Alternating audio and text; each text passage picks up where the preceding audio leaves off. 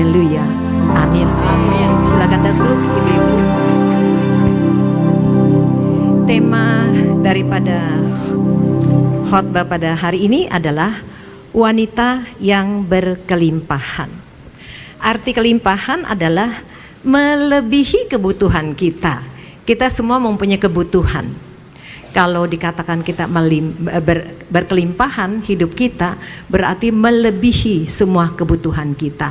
Tentu kita semua mempunyai kebutuhan yang sama, sandang, pangan dan papan.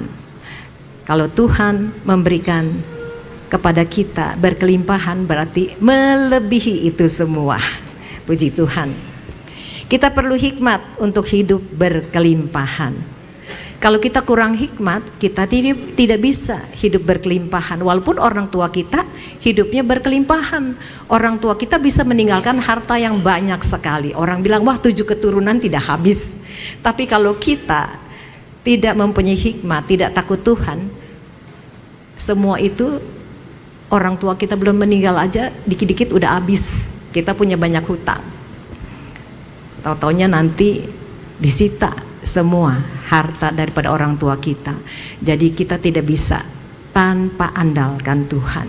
Kita harus andalkan Tuhan. Kalau kita andalkan Tuhan, lihatlah Tuhan bekerja luar biasa.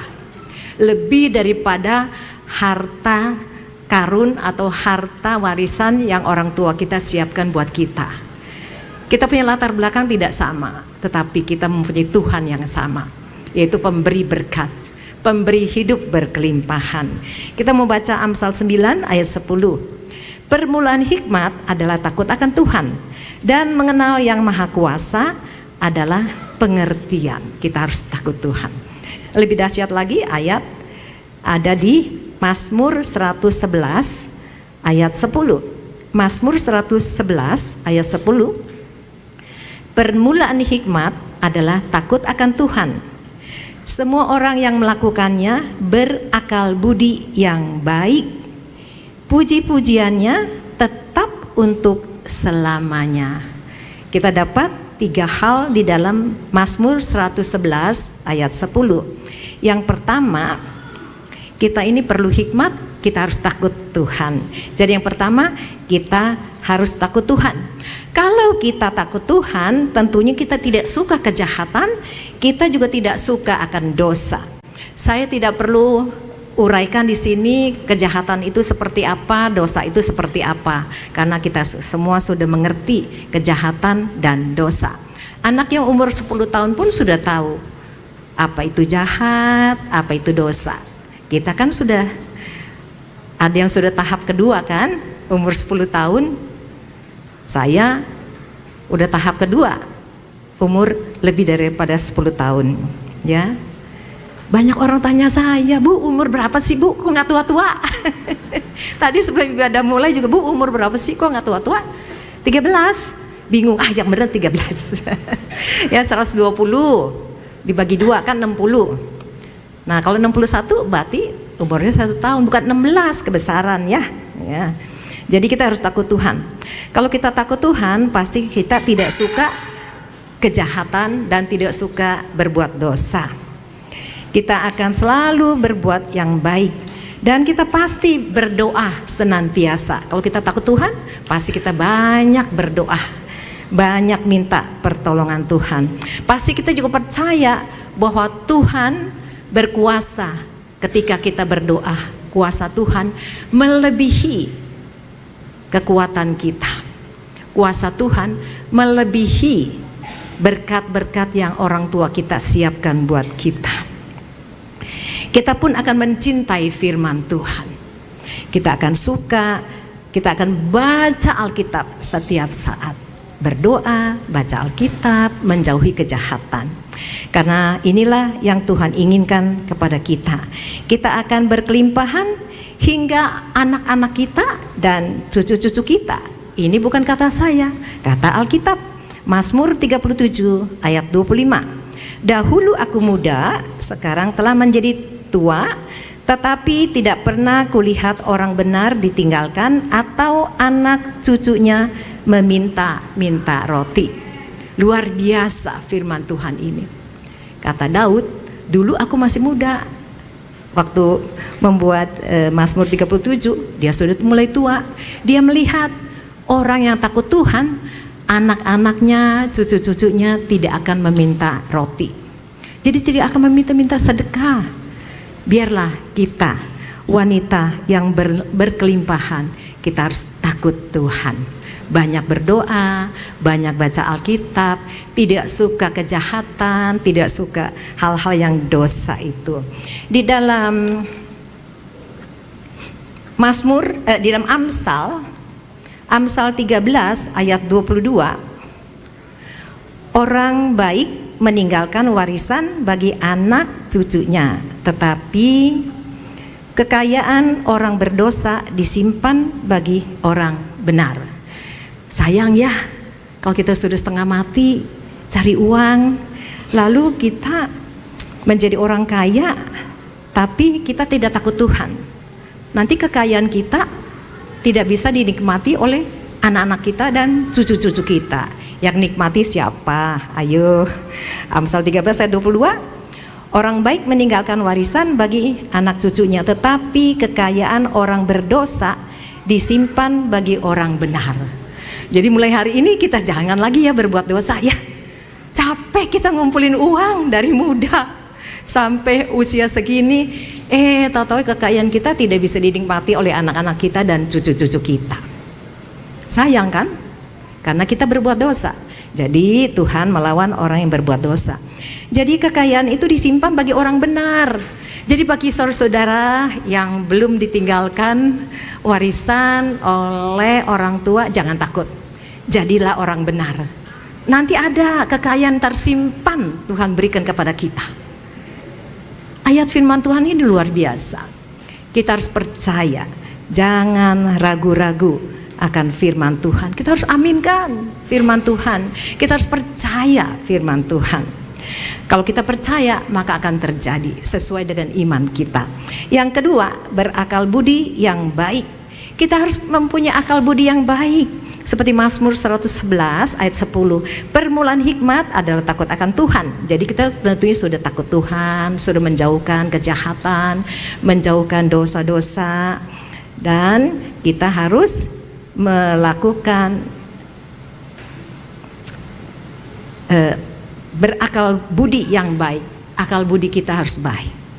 Tentu kita tahu akal budi kita kalau baik, banyak orang senang dengan kita. Kalau akal budi kita tidak sehat, tidak baik, wah, berkat juga meninggalkan kita, dan teman-teman juga meninggalkan kita. Yang kedua, berakal budi yang baik, yaitu kemampuan menerapkan hikmat Allah. Kita harus mempunyai kemampuan untuk menerapkan atau untuk menjalankan hikmat Allah. Hikmat Allah Tuhan sudah berikan kepada kita, tinggal kita harus jalankan. Jangan masa iya sih Alkitab berkata begitu, kayaknya sih enggak lah. Kita harus mampu berpikir baik dan memahaminya, isi Alkitab itu. Kalau kita berpikiran baik, maka berkat itu dengan sendirinya akan datang menghampiri kita dan menyiapkan untuk anak-anak kita dan cucu-cucu kita. Kita harus mengerti bekerja dengan sungguh-sungguh, harus bertindak. Alkitab mengatakan orang malas tidak boleh makan, suruh belajar dengan semut. Kenapa belajar dengan semut? Karena semut itu binatang yang paling kecil, tapi rajinnya minta ampun, selalu kumpulin makanan. Tidak ada pemimpinnya, tidak usah disuruh-suruh, dia mengumpulkan makanannya. Kita pun demikian, wanita-wanita Allah. Kita harus bekerja keras, kita harus mengumpulkan apa yang menjadi kebutuhan kita. Jangan nanti udah tua, udah umur 70 lebih, 80 lebih, minta sama anak, ayo dong kasih dong mama, kan papa udah gak ada, mama udah jadi janda, ayo dong kasih dong. Minta terus, anak jadi sebel. Kalau anak diberkati Tuhan, tapi kalau hatinya dikeraskan oleh Tuhan, dia nggak akan memberi kepada kita. Kita minta terus, malu minta melulu ya, kata pasangannya. Tapi kalau kita takut Tuhan, kita mempunyai akal budi yang baik, kita menyimpan uang untuk masa depan kita. Jadi kita tidak akan meminta. Percaya firman Tuhan. Tuhan akan memelihara kita. Aduh, sebenarnya saya nggak mau ngomong ya, jadi ngomong juga. Nggak mau bicara gitu, nggak mau bersaksi, jadi bersaksi juga. Tiba-tiba jadi gimana ya, karena di tengah-tengah kita ini ada RT daripada tetangga saya. Banyak yang tahu keadaan saya, tetangga-tetangga baik yang Kristen baik yang bukan Kristen tahu saya itu siapa, walaupun saya tidak banyak bicara. Semua karena anugerah Tuhan. Saya takut Tuhan dari dulu, dari kecil, dari umur 9 tahun, 10 tahun saya takut Tuhan. Saya tahu hal yang jahat, hal yang dosa, saya tidak melakukannya. Kalau saya mau mencuri waktu itu umur 9 tahun, 10 tahun, saya bisa mencuri banyak uang. Orang tua saya dagang kain, kalau pulang bawa uang, masukin di karung, diikat naik beca. Nggak ada yang tahu kalau itu uang. Di rumah tinggal hitung. Saya tidak pernah ambil. Minta maaf, kakak saya ambil. Orang tua saya nggak tahu. Tapi hari ini saya lihat kakak saya hidupnya susah. Karena diambil bukan bagian dia.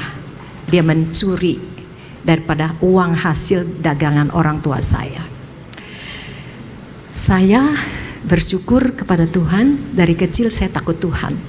Tidak mau menyimpang ke kanan dan ke kiri. Saya sungguh-sungguh takut Tuhan. Saya jaga perkataan saya jaga mata saya tidak mau melihat hal-hal yang tidak baik. Kalau teman-teman saya dulu waktu umur 9 tahun, 10 tahun, ballpoint itu kan ada dulu ya. Ballpoint dipencet begitu bisa kelihatan, yang seumur-umur saya tahulah ya. Pencet, teman saya kasih lihat nih, apaan? Oh, gue nggak mau lihat. nggak mau lihat. Kita harus jaga mata kita, jangan melihat hal-hal yang tidak baik. Telinga kita jangan dengar hal-hal yang tidak baik, dan kelakuan kita jangan melakukan hal-hal yang tidak baik. Jadi dulu kan saya tinggal di Gading Gria. Saya bersyukur suami Ibu Lina, Pak Edi Rustandi menyumbang banyak sekali batu-batu kali. Pak Otong menyumbang batu bata begitu banyak, dan pasir dan keramik-keramik begitu banyak. Dengan berjalannya waktu, rumah kan rusak ya. Itu kan sudah 30 tahun yang lalu. Itu atapnya melambai-lambai, kalau datang angin lampunya pun melambai-lambai begitu. Menari-nari. Di sini ada RT tetangga saya, GGL, namanya sama juga, Rina. Pasti tahu. Saya bersyukur karena saya hanya ikut suami melayani Tuhan, tidak bikin yang lain-lain. Saya dikasih tiap bulan berkat dari gereja. Karena saya takut Tuhan, berkat itu nggak habis-habis. Saya bisa renovasi rumah saya. Kemarin ini 3 bulan yang lalu saya nggak mau bicara, tapi sekarang baru saya bicara. Uangnya udah nipis, stop dulu renovasinya, santai gitu kan. Santai gitu kan. Nah sudah ada, jalan lagi. Puji Tuhan, dalam beberapa hari ini sudah pasti selesai itu bangunan. Seorang janda Tuhan, kalau takut Tuhan, firman Tuhan ya dan amin, dia tidak akan meminta-minta. Saya nggak pernah minta sama anak saya, nggak minta. Lihat tuh rumah mama begitu gimana. Sampai cucu saya mengatakan begini dengan papahnya, Dedi, saya kan dipanggil Nainai. Nainai itu kalau dari anak lelaki, Nainai nggak punya rumah ya. Nggak punya rumah katanya saya. Ya saya sih tenang aja, saya bersyukur kepada Tuhan. Apapun yang terjadi saya bersyukur kepada Tuhan. Saya nggak hitung itu renovasi berapa duit, tapi Tuhan itu luar biasa. Sekarang saya berani bicara karena rumah saya udah mau selesai renovasi. Karena anugerah Tuhan saja. Kalau belum selesai saya nggak mau bicara. Itu bukannya bersaksi, halusnya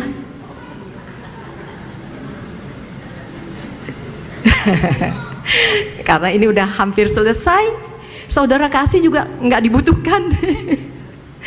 Saya berharap Tuhan, maaf, luas tanahnya 440 meter, 3 lantai, bisa dibayangkan berapa itu renovasinya. Keramiknya sebagian rusak, keran-kerannya pada rusak,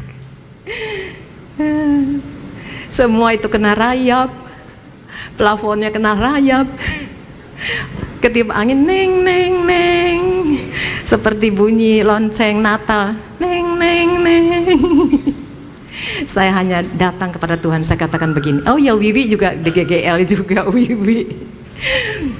Saya nggak tahu loh, banyak orang pada tahu saya ini pendeta, istrinya Yakub Nahua itu yang punya gereja gede di Mawar Saron. Aduh, dengar begitu saya bikin takut lagi dengan Tuhan. Saya berlutut, saya berdoa, Tuhan, nih banyak orang pada tahu loh, sampai orang yang tidak beriman dengan kita tahu. Saya dipanggil ibu pendeta. Tuhan, saya bilang namamu dipermalukan nih kalau begini, gimana ini? Saya akan dapat uang pensiun dari persembahan saudara-saudara. Luar biasa. Kalau untuk makan saya sendiri cukup, tapi kan saya harus tolong Esther yang ya sampai kemarin masih ke dokter. Puji Tuhan, ginjal kiri, ginjal kanan sudah diangkat, sudah transplant,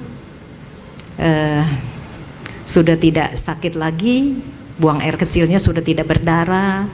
Setelah transplant 3 kali masuk rumah sakit. Saya tidak bicara kepada siapapun, saya hanya bicara kepada Yesus. Saya bilang, Tuhan, Engkau Allah yang luar biasa. Jadi dengan demikian saya perlu uang banyak. Ke profesor 1,4, dokter biasa 700-an. Seminggu bisa 3 kali. Saya pakai berkat itu, yang aturan untuk saya nikmati di hari tua, pensiunan, tapi saya harus membayar ke dokter, ke profesor. Saya berani bicara begini karena udah lewati. Tidak semua ditanggung oleh BPJS, tapi Tuhan itu Tuhan yang luar biasa. Kalau kita harap Tuhan di luar dugaan kita, di luar budget kita, Tuhan bisa siapkan. Benar, saya nggak minta dengan siapapun.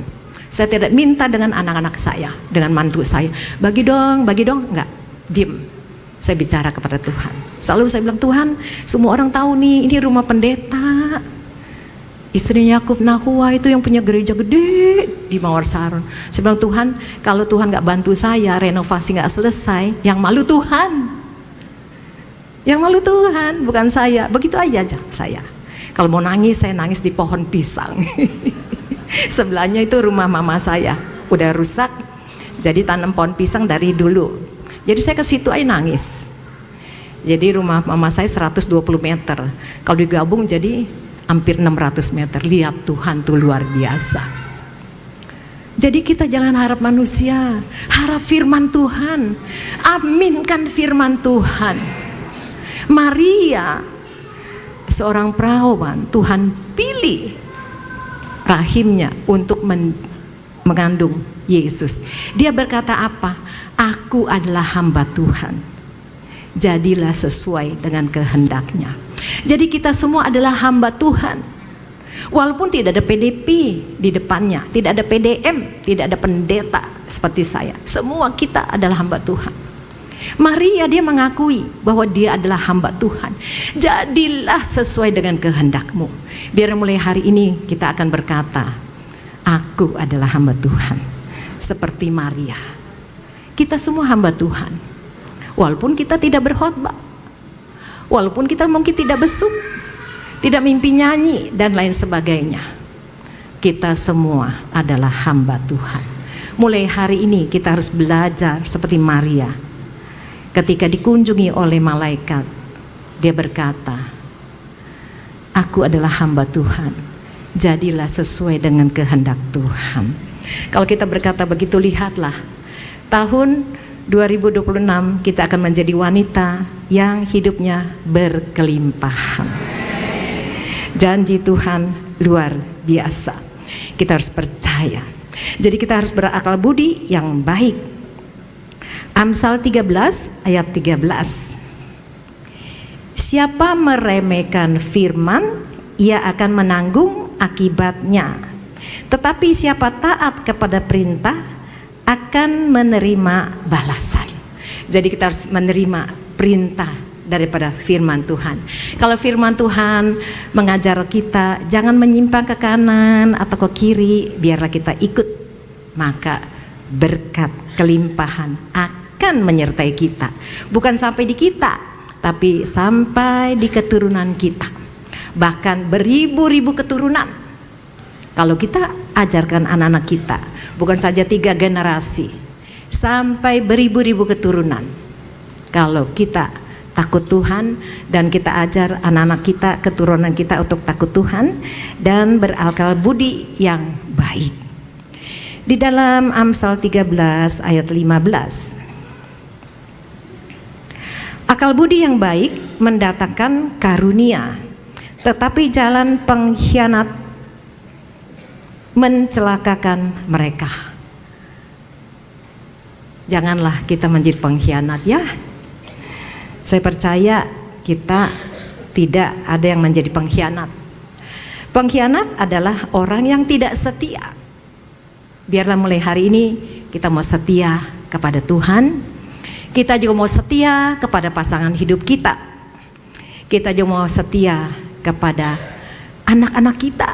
Sebagai oma, sebagai laulau, sebagai nai-nai, sebagai opung, kita mau setia. Dan kita juga mau setia kepada gereja kita. Kita juga mau setia kepada negara kita. Kita jangan jadi pengkhianat. Kita harus tepat janji. Kalau kita sudah janji, pinjam ya, kuali kan pinjam, harus dikembalikan. Jangan nggak dikembalikan, harus kembalikan. Pinjam baju, wah bajunya bagus ya, mau bawa ke tukang jahit saya, pinjam ya, harus dikembalikan ya, harus tepat janji. Dan tidak berbuat tipu kepada teman. Jangan kita tipu-tipu. Kalau kita tipu-tipu, kita pinjam tidak kembalikan, pinjam uang tidak dikembalikan, hati-hati, kita sudah menjadi pengkhianat. Kita tidak setia kepada pasangan hidup kita, kita sudah jadi pengkhianat. Biarlah kita mau mempunyai akal budi yang baik sehingga mendatangkan karunia Tuhan. Inilah rahasia wanita yang diberkati oleh Tuhan, hidupnya akan berkelimpahan. Yang ketiga, sebelum yang ketiga, kita harus bijaksana dalam bertindak. Kita harus menahan diri kita. Kita harus hidup lurus, tidak banyak bicara yang memicu pelanggaran. Bahasa Belanda mengatakan apa? Kalau berdiam diri itu emas, banyak bicara itu perak. Jadi kalau kita belum mempunyai kata-kata yang membangun, kita senyum aja. Senyum, kok senyum aja sih? Ngomong dong, senyum terus. Senyum terus, lu gagu ya? Ada orang kan bilang begitu, gagu ya? Kok nggak ngomong sih? Nah, kalau kita mau bicara, biarlah ketika kita mempunyai hikmat Allah. Jangan kita bicara yang memicu pelanggaran. Pelanggaran tentunya kita tahu ya, apalagi akhir-akhir ini kalau kita sembarangan bicara, kita kena pelanggaran, repot. Yang ketiga, puji-pujian kepada Allah tetap selama-lamanya. Kita harus selalu memuji Tuhan. Dalam keadaan apapun kita harus tetap memuji Tuhan. Dalam keadaan sehat, puji Tuhan. Dalam keadaan yang tidak sehat, puji Tuhan. Dalam keadaan tiba-tiba anak tidak memberikan kepeng, cien, tetap bersukacita. Doakan mereka, jangan bilang ini udah tanggal 2, tahu? Tanggal 3. Hari ini tanggal 3. Kok belum ditransfer, gimana? Saya mesti bayar itu listrik apa ya, semua keamanan gitu kan, IPL gimana? berdoa. Kalau kita berdoa, anak bisa diingat sama kita orang tua. Tapi kalau kita kurang berdoa, Tuhan yang bikin lupa. Kadang-kadang kita sudah banyak berdoa juga Tuhan bikin lupa. Mau bilang gimana? Itu rencana Tuhan supaya kita tetap berseru kepada Dia. Seperti Esther 15 tahun yang lalu masih di Kuala Lumpur dengan suaminya,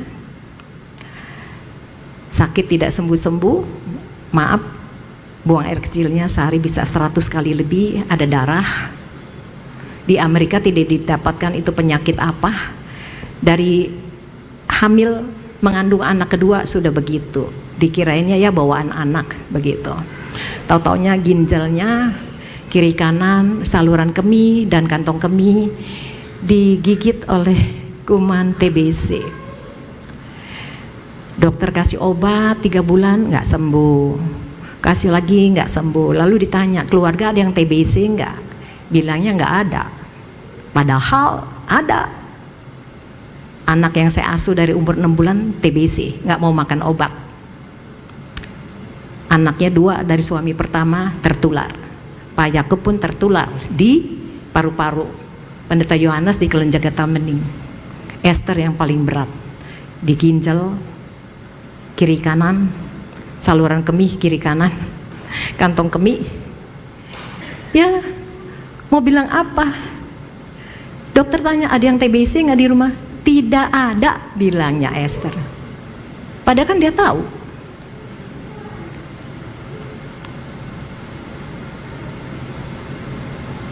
Telepon ke Jakarta, tanya, papi, dokter tanya nih, keluarga ada yang TBC nggak? Nggak ada kan? Iya nggak ada. Padahal Pak aku udah makan obat sebulan, kami semua sebulan, karena yang sakit TBC nggak makan obat. Itu semua kena ketular. Hanya saya yang tidak ketular. Masa Pak Yakub bisa bilang nggak ada? Terus oper ke saya, mami ditanyain ada yang TBC nggak? Nggak ada kan? Iya nggak ada. Tuh Tuhan yang bikin lupa. Mau bilang apa? Tetap bersyukur. Esther sampai hari ini masih bisa hidup, anugerah Tuhan. Kemarin ke dokter yang bagian kantong kemih, harusnya diadakan lagi satu tindakan, harus dimasukin selang dari bawah, masukin air. Itu dulu sudah dikerjakan, ini harus dikerjakan lagi. Jadi mau lihat kantong kemihnya bisa menampung berapa banyak urin, lalu dilihat keluarnya berapa, masih ada sisa berapa. Dokter ini mengatakan nanti kalau sebelum dikerjakan makan antibiotik 2 hari. Nah, waktu dikerjakan makan juga, setelah dikerjakan makan lagi. Jadi 5 hari harus makan obat antibiotik. Nah, jadi harus dikerjakan minggu depan. Hari ini dan besok tidak bisa. Kita tahulah perempuan ya, ada sesuatu gitu kan. Jadi kan nggak bisa dikerjakan, harus bersih dulu. Nah, kita bersyukur sama Tuhan. Kalau dipikir-pikir, aduh ginjal kiri udah diangkat 2023. 2024 masuk ginjal baru, 2025 ginjal kanan diangkat. Mau bilang apa? Saya tetap tersenyum, saya tetap bersyukur kepada Tuhan. Sebagian ditanggung oleh BPJS, sebagian tidak ditanggung. Transplant pun begitu, sebagian ditanggung BPJS, sebagian tidak. Saya dengan berkat yang saudara berikan di ibadah hari Minggu, saya dapat pensiun dari situ, bisa tidak habis-habisnya. Itu uang pensiunan saya. Bisa mengobati Esther yang hampir 2M.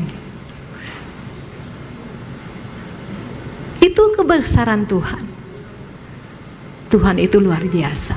Saya tahu hal ini harus terjadi supaya saya bisa bersaksi bahwa diam-diam nih nyengir-nyengir begini, saya juga punya pergumulan. Bukan kata nggak punya. Tuhan kita Tuhan yang luar biasa, Tuhan yang besar. Berharaplah kepada Tuhan. Bahkan saya bisa renovasi rumah. Coba Ibu Wiwi rumah deket, sebelah kanan, saya sebelah kiri. Ibu Rina RT dekat tetangga saya. Tahu Ini sebentar lagi selesai. Ya 2 minggu lagi lah selesai. Coba kalau bukan Tuhan andalan saya, nggak mungkin. Nggak mungkin. Tapi bagi manusia, bagi pikiran kita tidak mungkin, bagi Tuhan terlalu mungkin. Saya sudah menjadi wanita yang berkelimpahan. Saya membagikan kepada saudara-saudara. Kalau anak saya operasi transplant ginjal, saya minta-minta, utang di bank masih belum bayar, lalu rumah belum direnovasi, itu saya belum hidup berkelimpahan. Saya tidak berani bicara. Tetapi sekarang saya adalah wanita yang diberkati Tuhan, yang hidup berkelimpahan. Saya ingin semua dapat juga seperti saya. Modalnya kesatu, takut Tuhan, ya. Kedua, berakal budi yang baik. Akal budi kita harus baik. Ketiga, kita harus puji-puji Allah setiap saat. Lihat masalah, puji aja Tuhan. Lihat masalah, puji Tuhan. Karena dengan kita puji Tuhan, maka orang bilang, wah, nggak tua-tua. Kok muda terus? Umur berapa sih? Kita semua ingin muda, cantik. Hari ini saya pikir ibadah jam 9 begitu. Terus saya lagi siap-siapin khotbah, saya kasih kepada Henry, oh udah setengah 10. Aduh, saya ngebut dari rumah. Saya pikir aduh, sudah berjalan ini ibadah 30 menit gimana? Pas sampai sini kok sepi. Saya tanya Mas Satpam. Saya tanya Mas Satpam, ini ibadah wanita jam berapa ya? 9 atau 10? 10 Bu. Aduh, tenang, sampai sini saya terusin ayat-ayatnya. Kenapa bisa begitu? Bukan katanya udah bolot, bukan. Punya masalah. Kan Esther belum selesai kan? Bagaimana ini? Kata dokter bisa kalau kantong kemihnya tidak baik, harus potong usus 10 cm. Usus dipotong, terus langsung sambung dong. Jangan masa dibiarin begitu. Yang bagian nyambung tuh dokter nggak tahu berapa orang sambung. Yang bagian belahin itu ususnya kan bulat kan, mesti dibelah dong. Bikin begitu, dibersihkan dulu dong, kan kotor. Terus kantong kemihnya dibelah. Usus yang 10 cm udah dibelah, jahit kiri dan kanan. Jadi ini pikiran saya, pikiran. Jadi saudara-saudara yang banyak pikiran, jangan takut, serahkan sama Tuhan. Tuhan kita Tuhan yang luar biasa. Dokter di atas segala dokter, hakim di atas segala hakim, luar biasa. Dia akan mencukupkan apa yang menjadi kebutuhan kita. Kalau saya masih butuh-butuh ini, saya nggak berani khotbah bentar, kira mau ini. Sekarang udah begini, saya berani dengan bangga. Saya adalah hamba Tuhan. Saudara-saudara semua adalah hamba Tuhan juga. Berharaplah kepada Tuhan. Jangan berharap kepada gaji daripada suami saudara-saudara. Jangan berharap kepada pemberian anak-anak. Tidak akan cukup, benar-benar tidak cukup. Tapi kalau kita bersyukur, beserta Tuhan, aku akan melakukan perkara-perkara besar.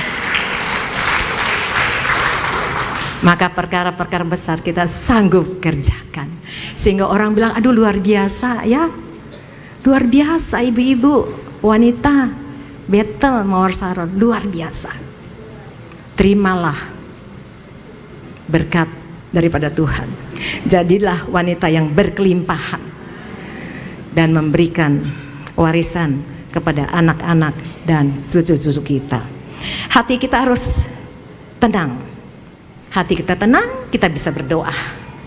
Jangan lihat pergumulan lalu aduh bagaimana ini. Tetapi kita harus tenang. Dengan tenang kita bisa berdoa. Dengan tenang kita bersyukur kepada Tuhan. Dengan tenang maka semua tubuh kita ini akan sehat. Dengan tenang, dengan sukacita, dengan gembira, maka kita akan sehat. Hati yang gembira adalah obat yang manjur. Jadi saya bersyukur kepada Tuhan. Kalau hanya saya yang tidak kena TBC, Dengan ester begini saya baru tahu, TBC itu kalau sudah masuk di darah, darah kan mengalir nih di seluruh tubuh. TBC itu terserah dia, ikut ngalir kan? Udah ada di dalam darah, dia mau mengalir dimanapun terserah. Lalu dia stop di mana, ya udah, stop di tulang, ya jadi TBC tulang. Stop di kelenjar getah bening, ya udah, TBC di kelenjar getah bening. Dia stopnya di ginjal, saluran kemih dan kantong kemih, ya sudah di situ. Dokter mengatakan apa? Dengan begini jadi saya banyak sekali mengerti. Dokter mengatakan apa? Kalau TBC sudah masuk di darah, dia bisa kemana-mana. Hanya 2 tempat yang tidak bisa. Di mana? Di rambut dan di kuku tidak ada TBC. Di tempat lain bisa ada TBC. Oleh sebab itu kita harus takut Tuhan. Banyak berdoa. Tuhan lindungilah kami. Tuhan jagalah kami. Kami juga banyak berdoa, tetapi Tuhan izinkan begini, ya mau bilang apa? Supaya bisa bersaksi bahwa Tuhan itu luar biasa. Tuhan itu ajaib. Dia dokter di atas segala dokter. Apa yang menjadi pergumulan saudara-saudara? Penyakit apakah? Datang kepada Tuhan. Tuhan kita Tuhan yang luar biasa. Kalau Tuhan bisa menolong Ayub, Tuhan bisa menolong Ester, bisa hidup sampai hari ini, semua karena pertolongan Tuhan. Percayalah kepada Tuhan, takutlah akan Tuhan, dan berakal budilah yang baik, dan puji-pujilah Dia. Dalam keadaan apapun kita harus memuji Dia. Dengan kita memuji Dia, maka berkat Tuhan akan mengalir seperti sungai, tidak akan habis-habisnya. Ada orang bertanya kepada saya, Ibu renovasi habis berapa? Saya bilang saya nggak hitungkan. Ngapain saya hitungkan? Emang ada yang mau gantiin buat saya? Saya nggak hitungkan. Maaf, Pendeta Yohanes dan istrinya Silka pun tidak tahu kalau saya sedang renovasi. Nggak tahu. Saya tidak mau membebani dia. Saya bukan tipe orang yang minta-minta.